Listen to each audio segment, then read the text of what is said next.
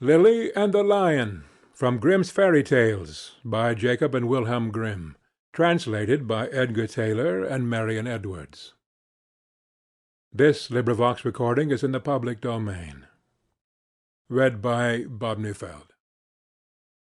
A merchant who had 3 daughters was once setting out upon a journey, but before he went he asked each daughter what gift he should bring back for her.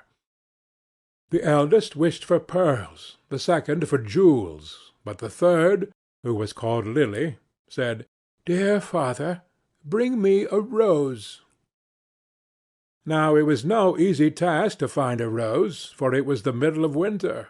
Yet, as she was his prettiest daughter, and was very fond of flowers, her father said he would try what he could do. So he kissed all 3, and bid them good-bye. And when the time came for him to go home, he had bought pearls and jewels for the 2 eldest, but he had sought everywhere in vain for the rose, and when he went into any garden and asked for such a thing, the people laughed at him, and asked him whether he thought roses grew in snow.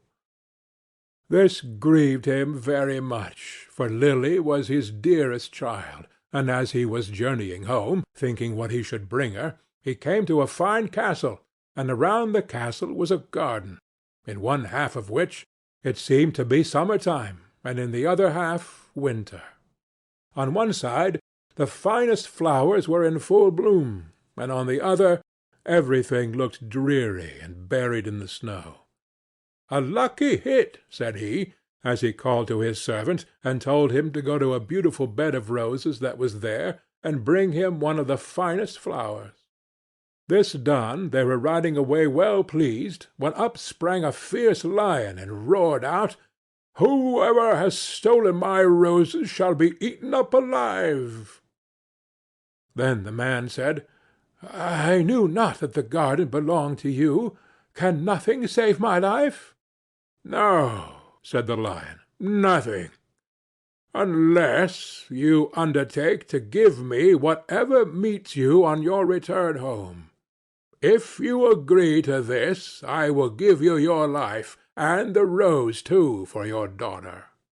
But the man was unwilling to do so, and said, "It may be my youngest daughter, who loves me most, and always runs to meet me when I go home." Then the servant was greatly frightened, and said, "It may perhaps be only a cat or a dog."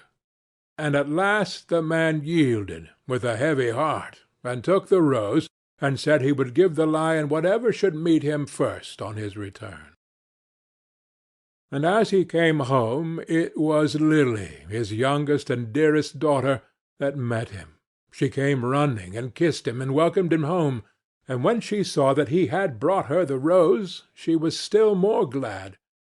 But her father began to be very sorrowful, and to weep, saying, "Alas, my dearest child, I have bought this flower at a high price, for I have said I would give you to a wild lion, and when he has you, he will tear you in pieces and eat you." Then he told her all that had happened, and said that she should not go, let what would happen. But she comforted him, and said, "Dear father, the word you have given must be kept. I will go to the lion, and soothe him. Perhaps he will let me come home safe again." The next morning she asked the way she was to go, and took her leave of her father, and went forth with a bold heart into the wood. But the lion was an enchanted prince. By day he and all his court were lions, but in the evening they took their right forms again, and when Lily came to the castle, he welcomed her so courteously that she agreed to marry him. The wedding feast was held, and they lived happily together a long time. The prince was only to be seen as soon as evening came, and then he held his court. But every morning he left his bride and went away by himself, she knew not whither, till the night came again. After some time he said to her, "Tomorrow there will be a great feast in your father's house, for your eldest sister is to be married, and if you wish to go and visit her, my lions shall lead you thither." Then she rejoiced much at the thoughts of seeing her father once more, and set out with the lions. And every one was overjoyed to see her, for they had thought her dead long since. But she told them how happy she was, and stayed till the feast was over, then went back to the wood.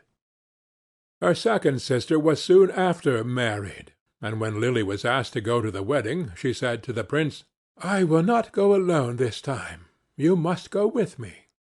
But he would not, and said that it would be a very hazardous thing, for if the least ray of the torchlight should fall upon him, his enchantment would become still worse, for he should be changed into a dove, and be forced to wander about the world for 7 long years.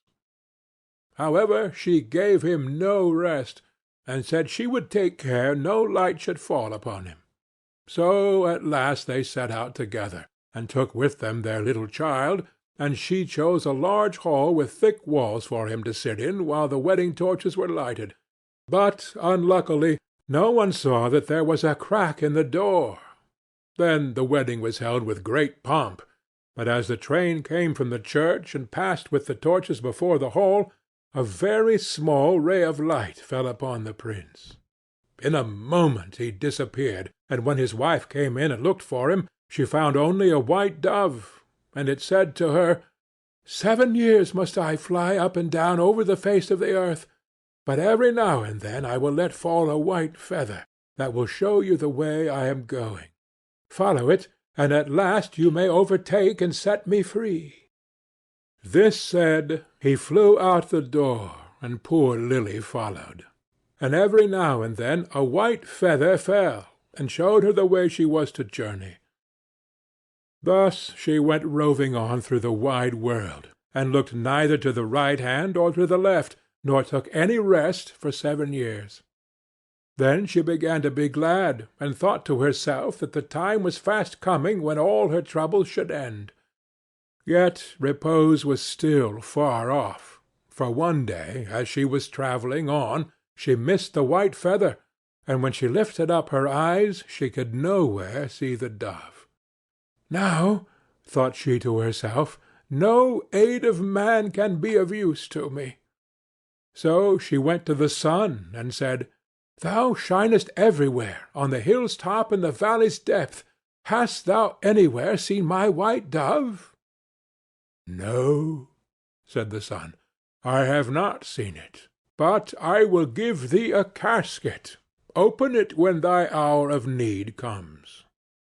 So she thanked the sun, and went on her way till eventide. And when the moon arose, she cried unto it, and said, "Thou shinest through the night, over field and grove. Hast thou nowhere seen my white dove?" "No," said the moon, "I cannot help thee, but I will give thee an egg. Break it when need comes." Then she thanked the moon, and went on till the night wind blew, and she raised up her voice to it, and said, "Thou blowest through every tree and under every leaf. Hast thou not seen my white dove?" "No," said the night wind, "but I will ask 3 other winds. Perhaps they have seen it." Then the east wind and the west wind came, and said they too had not seen it. But the south wind said, "I have seen the white dove. He has fled to the Red Sea, and is changed once more into a lion, for the 7 years are passed away. And there he is, fighting with a dragon, and the dragon is an enchanted princess, who seeks to separate him from you."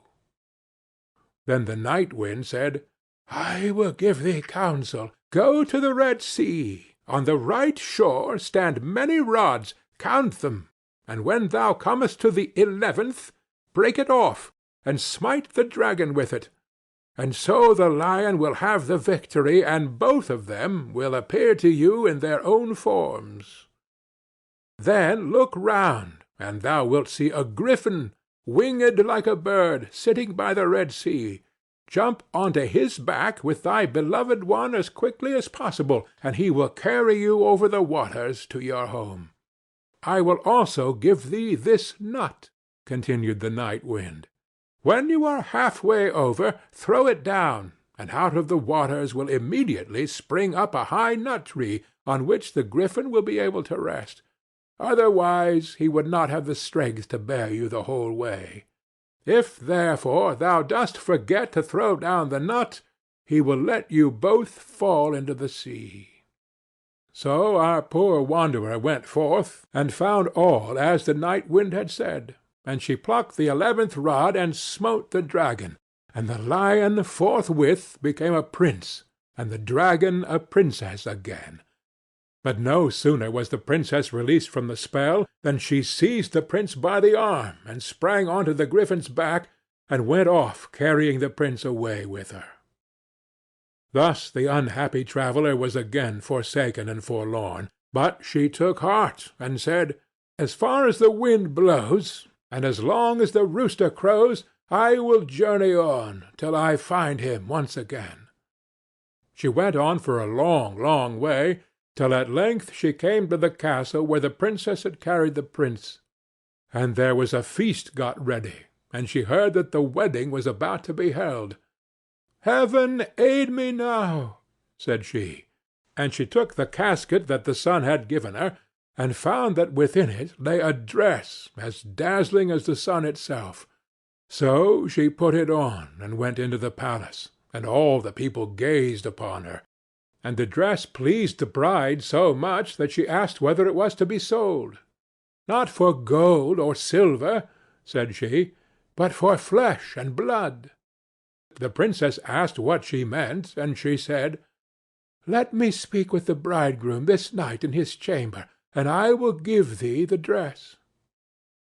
At last the princess agreed, but she told her chamberlain to give the prince a sleeping draught, that he might not hear or see her.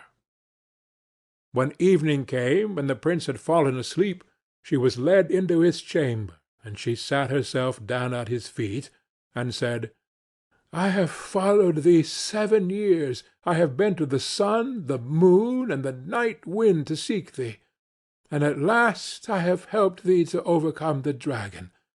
Wilt thou then forget me quite?" But the prince all the time slept so soundly that her voice only passed over him, and seemed like the whistling of the wind among the fir-trees.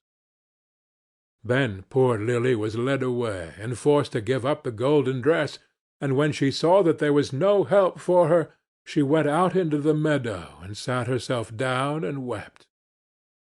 But as she sat, she bethought herself of the egg that the moon had given her, and when she broke it, there ran out a hen and 12 chickens of pure gold, that played about, and then nestled under the old one's wings, so as to form the most beautiful sight in the world. And she rose up, and drove them before her, till the bride saw them from her window, and was so pleased that she came forth and asked her if she would sell the brood. "Not for gold or silver, but for flesh and blood. Let me again this evening speak with the bridegroom in his chamber, and I will give thee the whole brood." Then the princess thought to betray her as before, and agreed to what she asked. But when the prince went to his chamber, he asked the chamberlain why the wind had whistled so in the night. And the chamberlain told him all, how he had given him a sleeping draught, and how a poor maiden had come and spoken to him in his chamber, and was to come again that night.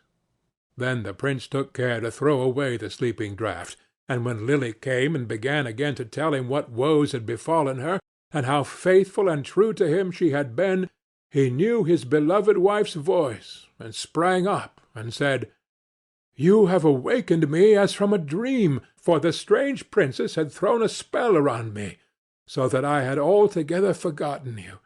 But heaven hath sent you to me in a lucky hour." And they stole away out of the palace by night unawares, and seated themselves on the Griffin, who flew back with them over the Red Sea. When they were half-way across, Lily let the nut fall into the water, and immediately a large nut-tree arose from the sea, whereon the Griffin rested for a while, and then carried them safely home. There they found their child, now grown up to be comely and fair, and after all their troubles they lived happily together to the end of their days. End of Lily and the Lion.